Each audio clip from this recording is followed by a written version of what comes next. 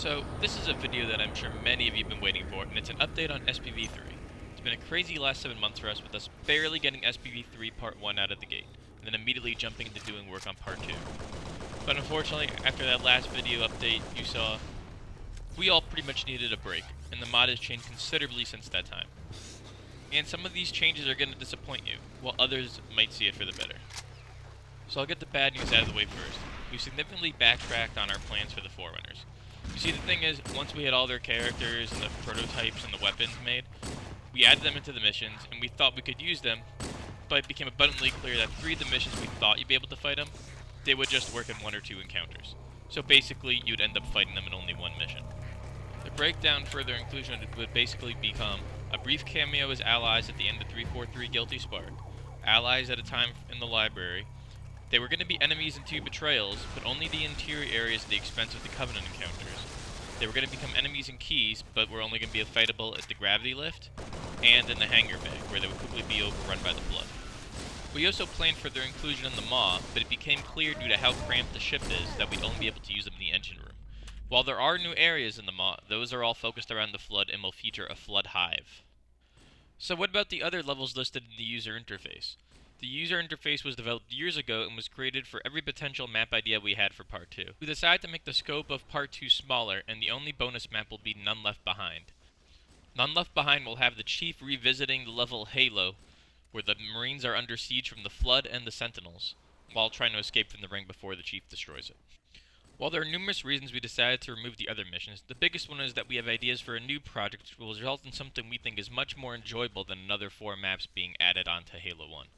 With the culling of these missions, it makes it difficult to justify putting so much work into making the new Forerunner enemies for a single mission.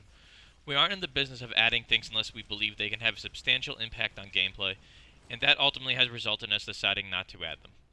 We still love the ideas and concepts we presented very much, it's just not going to be practical for this project at least. And no, they're not planned for the next one either. Now time for the good news. The Forerunner weapons have been retained in one form or another. The Pulse Laser Suppressor is built into the Enforcers now, as well as the Incineration Cannon. The homing ability of it for the player to use has been transplanted into a new weapon that won't just appear in Part 2, but also in the revision of Part 1. This new weapon is more unique than what we had with the Suppressor, which was basically becoming more and more like the Needler.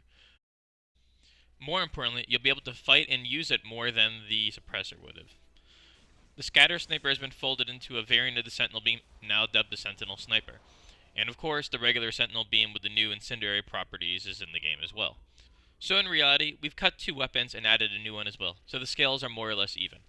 That's on top of the handheld heavy machine gun turret, which you can now not only carry and fire like a regular weapon, but also deploy like the AI could in Halo 2.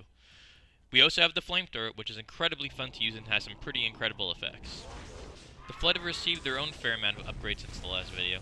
The 2 biggest ones is that each combat form now has a new upgrade rank, which puts a new twist on the regular versions of them. Upgraded Brute Flood have armor and speed increases, elites get upgraded shields and weapon behaviors, and humans get ODST armor to cover up their headshot region, forcing players to focus more on dismembering them with ranged weapons than one-shot killing them.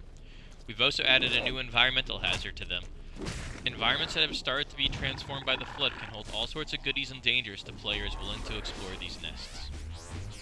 We've also been able to add something that we've always wanted to do and never have done before in Halo Custom Edition, which is the first strafing air vehicle. It's been a long time goal of ours to include the Sparrowhawk from Halo Wars, and we can finally say that will be included in Part 2. We're also including a vehicle variant or 2 that you can unlock. Speaking of unlockables, we've overhauled the Skull and Terminal systems.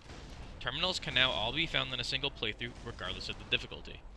This means each level from Part 1 will have 12 to 18 locations to find terminals, depending on if Forerunner terminals are available in that mission or not.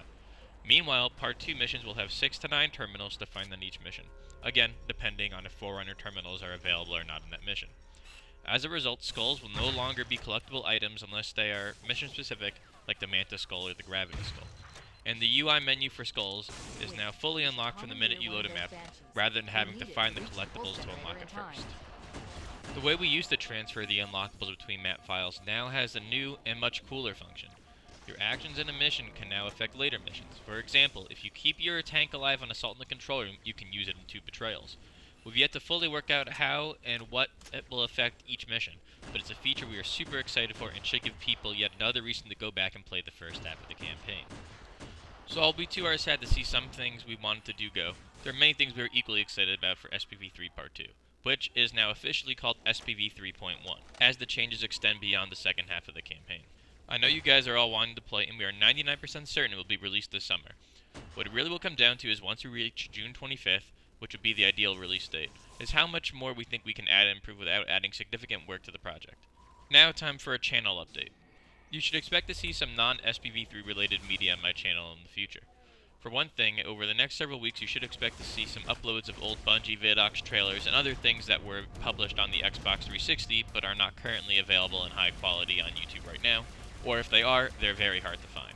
You'll be able to find these in some archival playlists that will be on my channel. In addition, your feedback from my Halo 3 anniversary video has been overwhelmingly positive, with lots of requests to do other videos that are similar, so expect to see some things like that on occasion. I've been putting off a Why I Hate Halo 2 video for a long time now, and you should expect to see that in the future, as well as one about why I feel Halo 4 is underrated and why the Energy Sword is terrible for Halo outside of custom games and party games. I also do try to respond to all comments left on my videos, but the comment system on YouTube is so terrible, I may start just doing weekly Q&A videos like Late Night Gaming does. So I will probably make a video in a few days where you can leave your questions and I'll do a follow-up video answering them. And one last thing. Halo Wars 2 launches in just under a week, and I plan to have all the cutscenes available on my channel day one in 1080p, as well as some 5K videos of gameplay for it. Thank you all for watching and your continued support. If you haven't already, please subscribe and shoot any videos of mine you have and upvote.